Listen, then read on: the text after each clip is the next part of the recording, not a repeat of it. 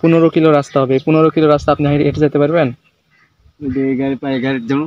না পারলে হ্যাঁ পারি। হেঁটে হেঁটে চলে যাবেন? হুম। উঠালাম, উঠে অন্য জায়গায় নিয়ে যে আপনাকে বিক্রি করে দিলাম, তাহলে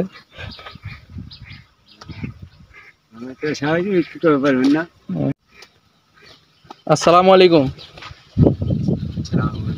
ওয়ালাইকুম আসসালাম। ভালো আছেন? আলহামদুলিল্লাহ। কোথায় যাবেন আপনি? ভবানীগঞ্জ কি করতে? আমি দেখতেছি অনেকক্ষণ ধরে এখানে দাঁড়িয়ে আছেন, বসে আছেন। ভ্যান পাচ্ছেন না? না গাড়ি পাচ্ছেন, ভ্যান হচ্ছে না। তাই?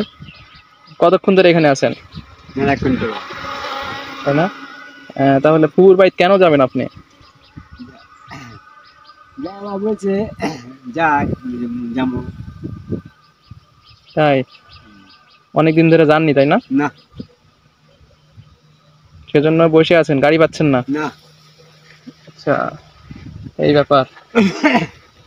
তো এখন যদি গাড়ি না পান তাহলে কি করবেন? হাঁটতে হাঁটতে যাবে। হাঁটতে হাঁটতে চলে যাবেন? এত দূর হাঁটতে হাঁটতে যাওয়া পারবেন?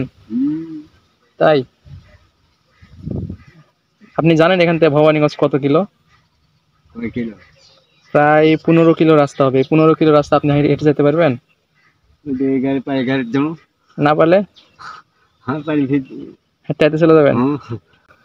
তাই না? ঠিক আছে।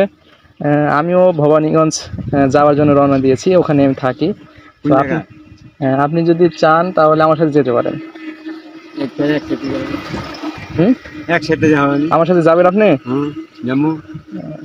আপনাকে নিয়ে যদি আমি অন্য জায়গায় নিয়ে চলে যাই? হ্যাঁ,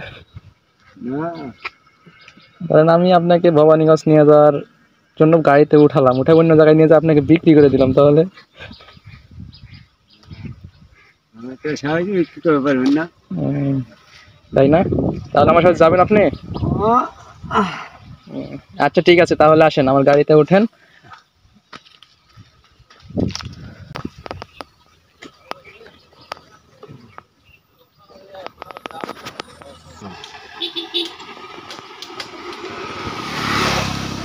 তাহলে গেলাম, ঠিক আছে?